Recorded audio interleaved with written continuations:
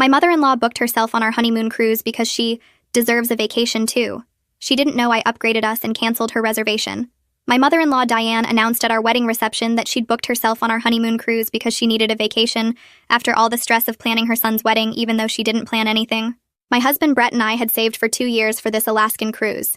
10 days, balcony suite, every excursion planned and paid for.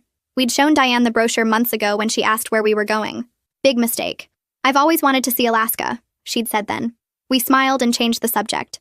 During the reception, right after the father-daughter dance, Diane clinked her glass and stood up. I have an announcement, she said. Since Brett and Amy are going on that beautiful Alaskan cruise, and I've been so stressed from all this wedding planning, I've decided to treat myself. I booked a cabin on the same ship. We can all vacation together. The room went silent. Brett's face turned white.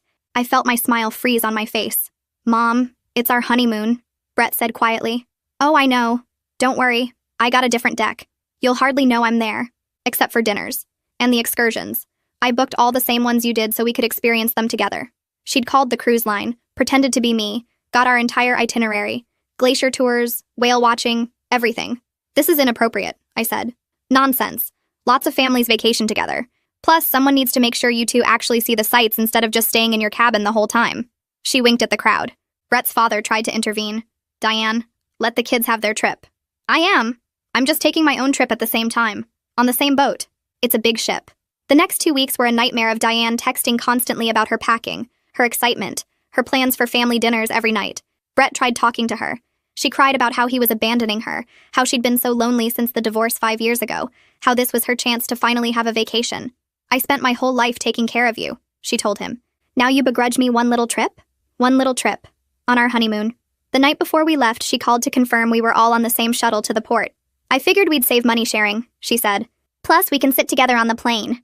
We hadn't told her our flight information, but somehow she was on the same flight. Same row, middle seat between us. I switched with a nice man, she explained at the airport. Said I needed to sit with my family. The flight to Seattle was 5 hours of Diane talking nonstop about her last cruise 15 years ago with Brett's father. How romantic it was. How they'd renewed their vows on the ship. How this trip would help her heal from the divorce he caused by leaving her for that younger woman. She's only 45, Diane kept saying. Can you imagine? I'm 58. That's barely 13 years difference. Might as well be a child. Brett's father left because Diane was controlling, demanding, and exhausting. But we couldn't say that at 30,000 feet with her between us. We got to the port and Diane had matching shirts made. Cruising with the newlyweds, with our wedding photo on front. She was wearing hers. Had 2 more in her bag for us. For embarkation photos, she said. Won't that be cute? We refused.